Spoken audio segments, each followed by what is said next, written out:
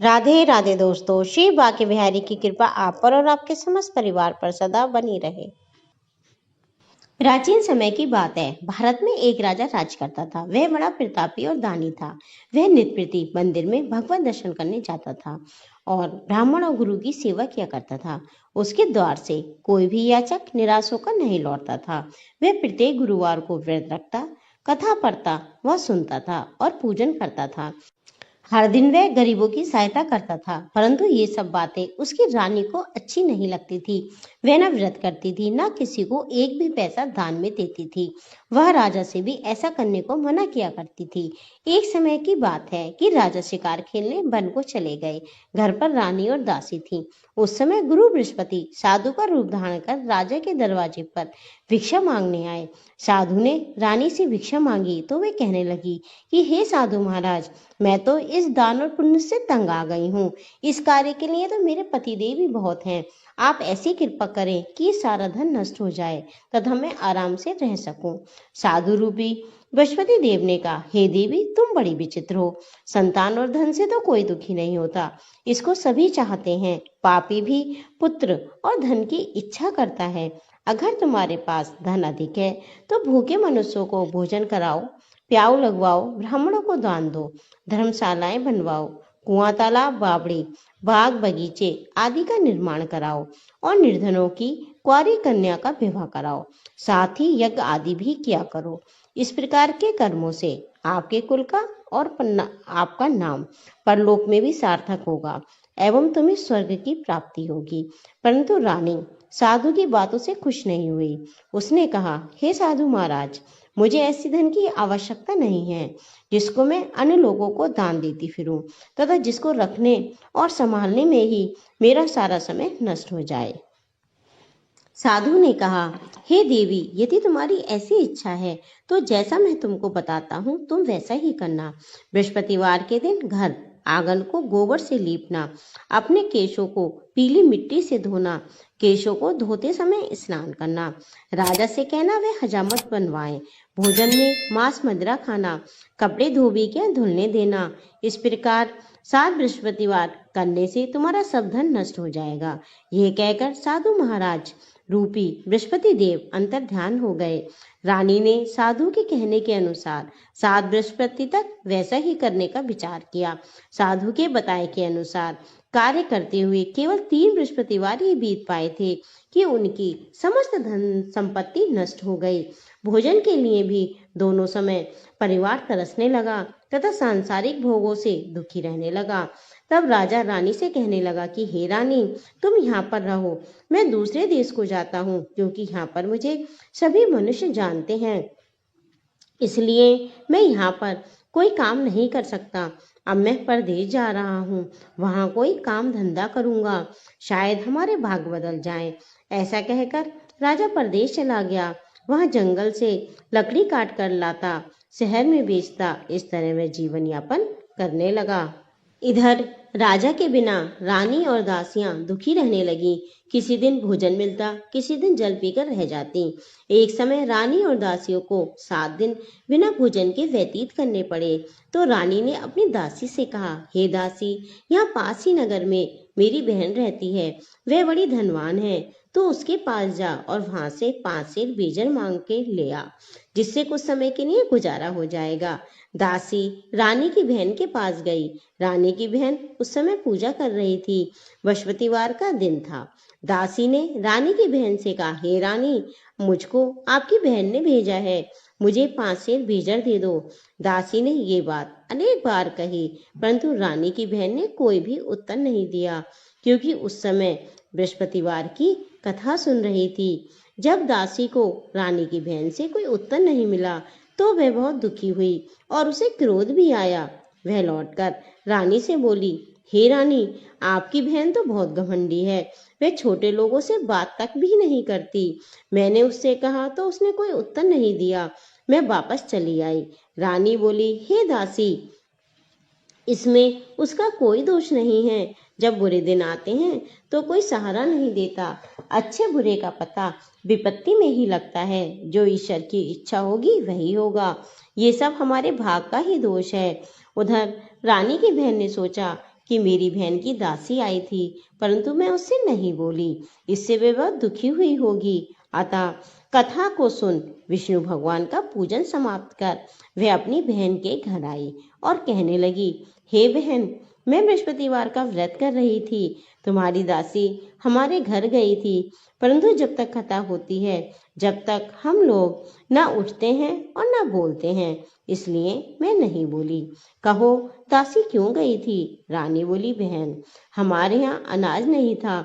वैसे तुमसे कोई बात नहीं छिपी है, इस कारण मैंने दासी को तुम्हारे पास 5 सेर बेजा लेने के लिए भेजा था।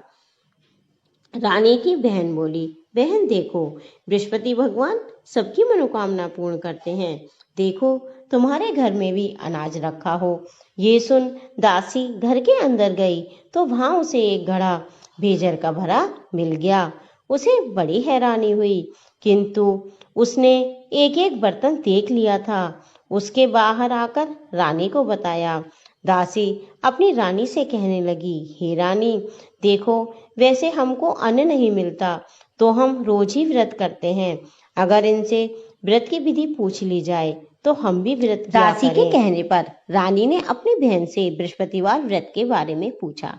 उसकी बहन ने बताया, हे रानी बहन, बृहस्पतिवार को सूर्योदय से पूर्व उठकर स्नान करके बृहस्पतिवार का व्रत करना चाहिए, लेकिन उस दिन सिर नहीं धोना चाहिए। बृहस्पतिवार के व्रत में चने की दाल और मुनक्के से विष्णु भगवान का और केले के जड़ की पूजन करना चाहिए और दीपक जलाना चाहिए। उस दिन एक ही समय भोजन करें। भोजन पीले खाद्य पदार्थ का करें तथा कथा सुने या पढ़ें। इस प्रकार करने से गुरु भगवान प्रसन्न होते हैं, अन्न पुत्र धन देते हैं। इस तरह व्रत और पूजन की विधि बताकर रानी की बहन अपने घर लौट गई। रानी और दासी दोनों ने निश्चय किया कि वे बृहस्पतिवार भगवान का पूजन करेंगी। 7 दिन बाद जब बृहस्पतिवार आया तो उन्होंने व्रत रखा। घुड़सवार में जाकर चना और गुड़ बीन लाई तथा उसकी दाल से केले की जड़ से विष्णु भगवान का पूजन किया। अब भोजन कहाँ से आवे? दोनों बहुत दुखी थीं, परंतु उन्होंने व्रत किया था, इस कारण बृहस्पति भगवान प्रसन्न थे। वे एक साधारण व्यक्ति के रूप में 2 थालों में सुंदर पीला भोजन लेके आए और दासी को देकर बोले, हे दासी, ये भोजन तुम्हारे और रानी के लिए है, तुम दोनों ही इस भोजन को करना। दासी भोजन पाकर बड़ी प्रसन्न हुई और रानी से बोली, रानी जी, भोजन कर लो। रानी को भोजन में आने के बारे में कुछ भी पता नहीं था, इसलिए वे दासी से बोली, जा तू ही भोजन कर ले, क्यों व्यर्थ में हमारी हंसी उड़ाती है? दासी बोली, एक व्यक्ति अभी भोजन दे गया है।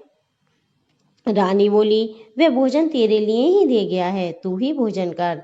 दासी ने कहा, वह व्यक्ति हम दोनों के लिए 2 थालों में भोजन दे गया है, इसलिए मैं और आप दोनों ही साथ साथ भोजन करेंगी। फिर दोनों ने गुरु भगवान को नमस्कार कर भोजन प्रारंभ किया। उसके बाद से वे प्रत्येक बृहस्पतिवार को गुरु भगवान का व्रत और पूजन करने लगी। बृहस्पति भगवान की कृपा से उनके पास धन हो गया, परंतु रानी फिर पहले की तरह आलस्य करने लगी। तब दासी बोली, देखो रानी, तुम पहले भी इसी प्रकार आलस्य किया करती थी, तुम्हें धन के रखने में कष्ट होता था, इस कारण सभी धन नष्ट हो गया। अब गुरु भगवान की कृपा से हमें धन मिला है तो फिर तुम्हें आलस्य होता है। बड़ी मुसीबतों के बाद हमने ये धन पाया है, इसलिए हमें दान पुण्य करना चाहिए। तुम भूखे मनुष्यों को भोजन कराओ, प्याव लगवाओ, ब्राह्मणों को दान दो, कुआं, तालाब, बावड़ी आदि का निर्माण कराओ, मंदिर पाठशाला बनवाकर दान दो, कुंवारी कन्याओं का विवाह करवाओ, धन को शुभ कार्यों में खर्च करो, जिससे तुम्हारे कुल का यश बढ़े तथा स्वर्ग प्राप्त हो और तुम्हारे पितृ प्रसन्न हो। दासी की बात मानकर रानी ने सभी प्रकार के कर्म प्रारंभ किए, जिससे उनका काफी यश फैलने लगा।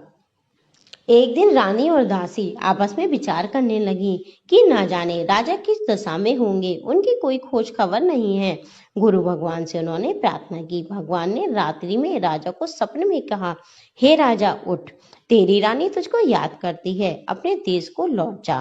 राजा प्रातःकाल उठकर जंगल से लकड़ियां काटकर लाने के लिए जंगल की ओर चल पड़ा। जंगल से गुजरते हुए वह सोचने लगा, रानी की गलती से कितने दुख भोगने पड़े।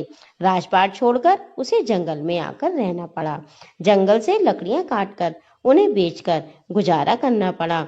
उसी समय उस जंगल में बृहस्पति देव एक साधु का रूप धारण कर आए और राजा के पास आकर बोले, हे लकड़हारे, तुम इस सुनसान जंगल में किस चिंता में बैठे हो, मुझको बतलाओ। ये सुन राजा के नेत्रों में जल भर आया। साधु की वंदना कर बोला, हे प्रभु, आप तो सब कुछ जानने वाले हैं। इतना कहकर राजा ने साधु को अपनी संपूर्ण कहानी बता दी। महात्मा तो स्वभाव से ही दयालु होते हैं। वे राजा से बोले, हे राजा, तुम्हारी पत्नी ने बृहस्पति देव के प्रति अपराध किया था, जिसके कारण तुम्हारी ये दशा हुई। अब तुम किसी प्रकार की चिंता मत करो, भगवान तुम्हें पहले से अधिक धन देंगे। देखो, तुम्हारी पत्नी ने बृहस्पतिवार का व्रत प्रारंभ कर दिया है। अब तुम भी बृहस्पतिवार का व्रत करके चने की दाल और वह गुड़ और जल के लोटे में डालकर केले के पत्ते से भगवान विष्णु का पूजन करो। फिर कथा कहो और सुनो। भगवान तुम्हारी सब मनोकामनाओं को पूर्ण करेंगे। साधु को प्रसन्न देखकर राजा बोले, हे प्रभु, मुझे लकड़ी बेचकर इतना पैसा नहीं मिलता जिससे भोजन के उपरांत में कुछ बचा सकूं। मैंने रात्रि में अपनी रानी को व्याकुल देखा है। मेरे पास कोई साधन ही नहीं है जिससे मैं उसके समाचार जान सकूं। फिर मैं बृहस्पतिवार की कौन सी कहानी कहूँ, सुनो। मुझको कुछ भी मालूम नहीं है। साधु ने कहा, हे राजा, तुम किसी प्रकार की चिंता मत करो। बृहस्पतिवार के दिन रोजाना की तरह लकड़ियां लेकर शहर जाओ। तुम्हें रोज से दुगना धन प्राप्त होगा, जिससे तुम भली भांति भोजन कर लोगे तथा बृहस्पति देव की पूजा का सामान भी आ जाएगा। बृहस्पति देव की कथा इस प्रकार है। प्राचीन काल में एक बहुत ही निर्धन ब्राह्मण था। उसकी कोई संतान नहीं थी। वह नित्य पूजा पाठ करता, परंतु उसकी स्त्री बहुत मलिनता के साथ रहती थी। वह न स्नान करती थी, न किसी देवता का पूजन करती थी। प्रातःकाल उठते ही सर्वप्रथम भोजन किया करती थी, बाद में कोई अन्य कार्य करती थी। ब्राह्मण देवता बहुत दुखी रहते, पत्नी को बहुत समझाते, किंतु उसका कोई परिणाम नहीं निकलता। भगवान की अनुकंपा से एक समय उस ब्राह्मण की पत्नी गर्भवती हुई और 10वें महीने में उसने एक सुंदर कन्या को जन्म दिया। निर्धन ब्राह्मण कन्या के जन्म से बहुत दुखी हुआ। धीरे धीरे कन्या बड़ी होने लगी। बचपन से ही उस कन्या की रुचि भगवान विष्णु की पूजा में थी। वह प्रातःकाल उठते ही स्नान आदि करके भगवान विष्णु की पूजा करने मंदिर में जाती थी। बृहस्पतिवार का व्रत करके विधिवत पूजा पाठ करती थी। पूजा पाठ करने के बाद वह पढ़ने के लिए पाठशाला जाती और घर से निकलते समय वह मुट्ठी में जौ भरकर ले जाती और पाठशाला के रास्ते में थोड़े थोड़े से जौ गिराती जाती थी। जब वह कन्या पाठशाला से घर लौटती तो जौ के दाने सोने में बदले हुए मिलते थे। लड़की सभी सोने के दानों को बीन लाती थी। एक दिन जब वह सोने के दानों को साफ कर रही थी तो उसकी माँ ने कहा, बेटी, सोने के दाने साफ करने के लिए सोने का सूप भी होना चाहिए। अगले दिन बृहस्पतिवार था। उसने भगवान बृहस्पति देव की पूजा करते हुए प्रार्थना की, हे भगवान, यदि मैंने आपका व्रत विधिवत किया हो तो मुझे सोने का सूप दे दो। भगवान बृहस्पति देव ने उसकी मनोकामना पूरी करने का वचन दिया। पाठशाला से लौटते समय उसे रास्ते में सोने का सूप पड़ा हुआ मिला। घर लौटकर सोने का सूप अपनी माँ को दिखाकर वह सोने के दाने साफ करने लगी। उसी समय नगर का राजकुमार उसके घर के पास से गुजरा। उस लड़की को सोने के सूप में सोने के जौ साफ करते थे। राजकुमार उस पर मोहित हो गया, क्योंकि वह लड़की बहुत सुंदर थी। महल से लौटकर राजकुमार ने राजा से उस लड़की से विवाह करने की इच्छा प्रकट की।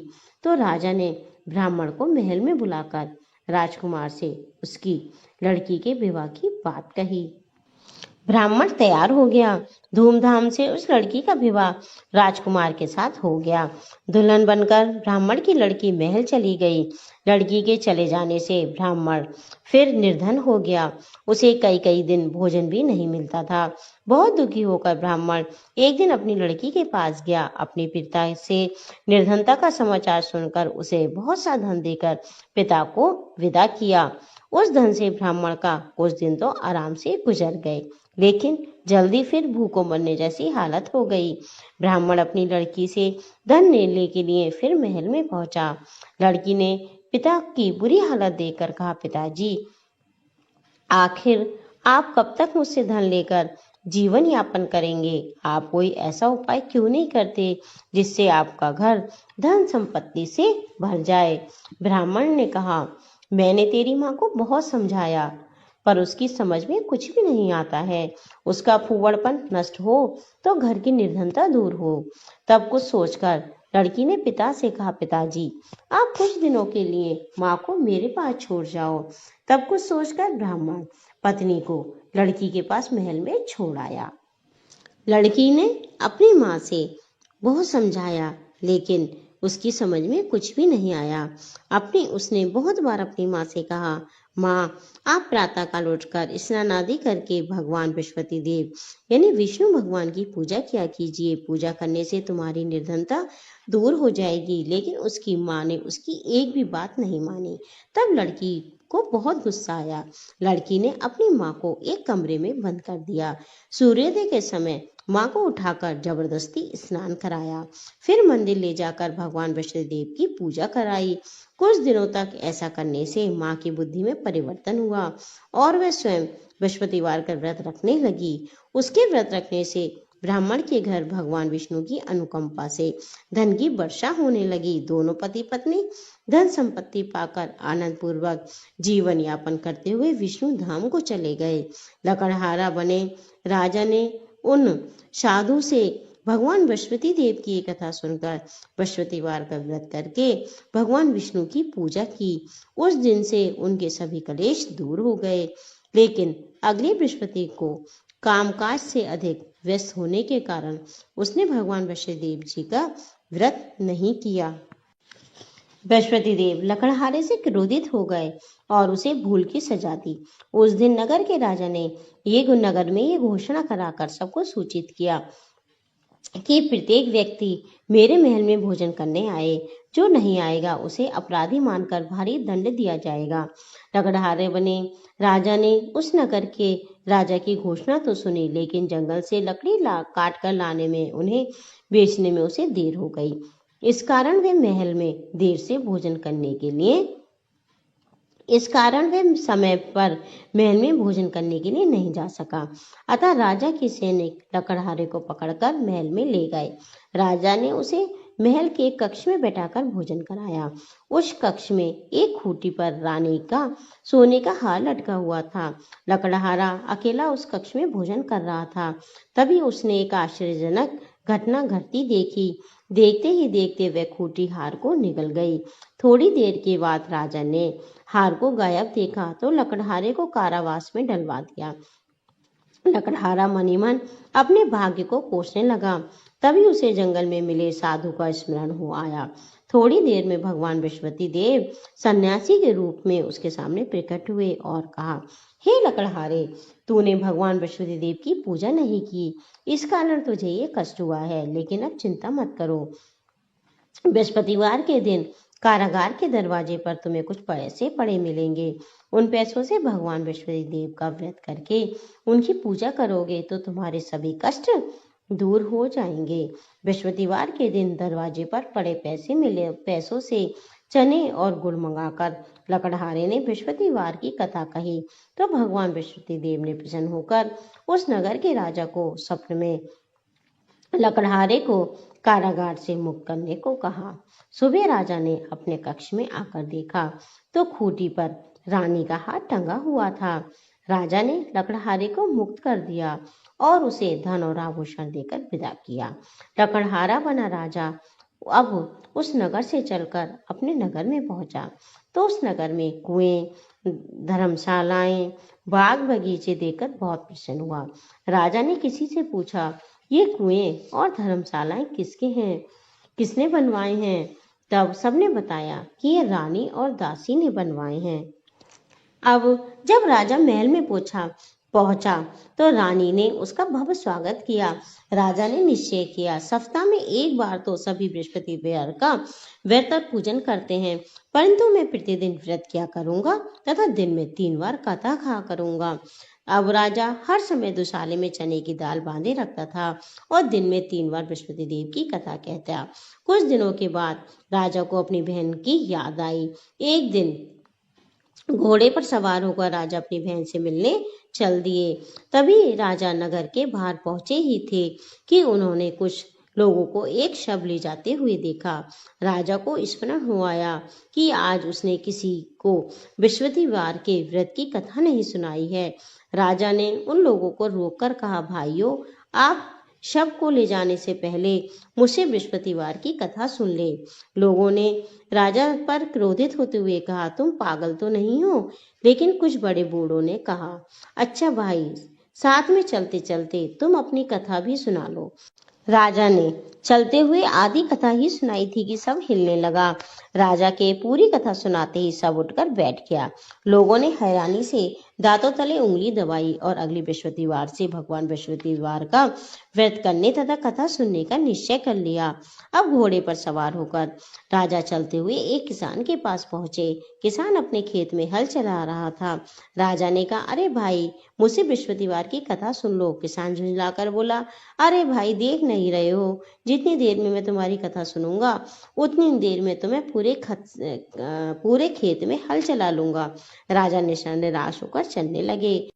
तभी किसान के बैल लड़खड़ाकर जमीन पर जा गिरे। किसान के पेट में भी जोरों का दर्द होने लगा। उस किसान की पत्नी जब खाना लेकर आई तो उसने किसान से इस बारे में पूछा। किसान ने घुड़सवार की पूरी कहानी सुनाई।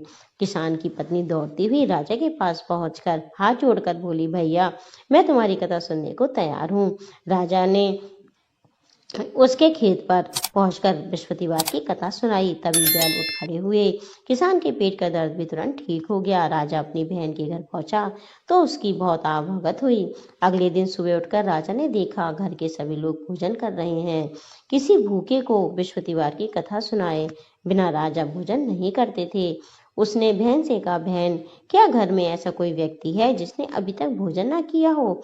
उसकी बहन बोली, भैया, हमारे घर में तो क्या आपको पूरे नगर में कोई व्यक्ति नहीं मिलेगा जिसने सुबह सुबह भोजन नहीं किया हो। तब राजा ने बहन के घर से निकलकर उस नगर में बिना भोजन किए व्यक्ति की तलाश की। एक गडरिये के घर में उसका बेटा बीमार होने के कारण भूखा रह गया था। राजा ने उसको जाकर बृहस्पतिवार की कथा सुनाई। कथा सुनते सुनते गडरिये का बेटा बिल्कुल ठीक हो गया। सबने राजा की बहुत प्रशंसा की। एक दिन राजा ने अपनी बहन से कहा, बहन, अब हम अपने घर को जाना चाहते हैं, तुम भी हमारे साथ चलो, कुछ दिन वहां रहकर लौट आना। राजा की बहन ने अपनी सास से पूछा तो सास ताने देते हुए बोली, बहू, मायके जाना हो तो अकेली जाना, मेरे पोतों को नहीं ले जाना। तुम्हारे भाई की कोई संतान नहीं है, कहीं तुम्हारी भाभी मेरे पोतों पर कोई जादू टोना न कर दे। दूसरे कक्ष में बहन की सास की बातें सुनकर राजा मन ही मन बहुत दुखी हुआ और अकेले ही अपने नगर को लौट गया। रानी ने राजा से कहा, आप तो अपनी बहन को साथ लेने की बात कहकर गए थे, फिर बहन को साथ क्यों नहीं लाए? तब राजा ने दुखी होते हुए कहा, रानी, हम निसंतान हैं, इसलिए हमारे घर आना कोई पसंद नहीं करता। रानी ने राजा को समझाया कि हे प्राणनाथ, हमें बृहस्पति देव ने सब कुछ दिया है, अब बृहस्पति भगवान देखना हमें संतान भी अवश्य देंगे। बृहस्पतिवार को विधिवत व्रत करते हुए राजा रानी ने भगवान बृहस्पति देव से संतान के लिए प्रार्थना की। कुछ दिनों के बाद उन्होंने स्वप्न में दर्शन देते हुए कहा, हे राजन, तेरी मनोकामना अवश्य पूरी होगी। 1 सप्ताह के बाद ही रानी गर्भवती हो गई। 10वें महीने रानी ने एक सुंदर पुत्र को जन्म दिया। राजा रानी जीवन पर्यंत बृहस्पतिवार का व्रत करते रहे। उनके घर में धन की वर्षा होती रही। इस तरह आनंद पूर्वक जीवन यापन करते हुए राजा रानी भगवान बृहस्पति देव की अनुकंपा से मोक्ष को प्राप्त करके सीधे बैकुंठ धाम को पहुंच गए। बृहस्पतिवार को विधिवत व्रत करके जो स्त्री पुरुष भगवान विष्णु की पूजा करते हैं, भगवान उनकी सभी मनोकामनाओं को पूर्ण करते हैं। भक्तजनों, जो संसार में सच्चे मन से बृहस्पति देव की कथा पढ़ते हैं अथवा सुनते हैं, बृहस्पति भगवान उनकी समस्त मनोकामनाएं जल्द ही पूर्ण करते हैं। बोलिए बृहस्पति भगवान की जय। अब हम सुनेंगे आरती।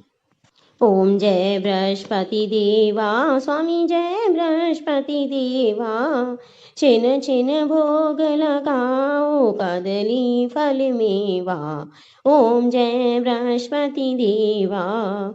तुम्हें पूर्ण परमात्मा, तुम्हें अंतर्यामी, स्वामी तुम्हें अंतर्यामी। जगत पिता जगदीश्वर, जगत पिता जगदीश्वर, तुम सबके स्वामी, स्वामी जय बृहस्पति देवा। चरणामृत निज निर्मल, सब पातक हरता, स्वामी सब पातक हरता। सकल मनोरथ दायक, सकल मनोरथ दायक, कृपा करो भरता, स्वामी जय बृहस्पति देवा। तन मन धन अर्पण करे, जो जन शरण पड़े, स्वामी जो जन शरण पड़े। प्रभु पे कट तबे हो कर, प्रभु पे कट तबे हो कर, आकर द्वारि खड़े। ओम जय बृहस्पति देवा। दीन दयाल दयानिधि, भक्तन हितकारी, स्वामी भगतन हितकारी। पापी दोष सब हरता, पापी दोष हरता, भव बंधन हारी। ओम जय बृहस्पति देवा। सकल मनोरथ दायक, सब संशय टारो, स्वामी सब संशय टारो। विषय विकार मिटाओ, संतन सुखकारी। ओम जय बृहस्पति देवा। जो कोई आरती तेरी प्रेम सहित गावे, स्वामी प्रेम सहित गावे। ज्येष्ठानंद आनंद सो निश्चय फल पावे। ओम जय बृहस्पति देवा, स्वामी जय बृहस्पति देवा। बोल बृहस्पति भगवान की जय।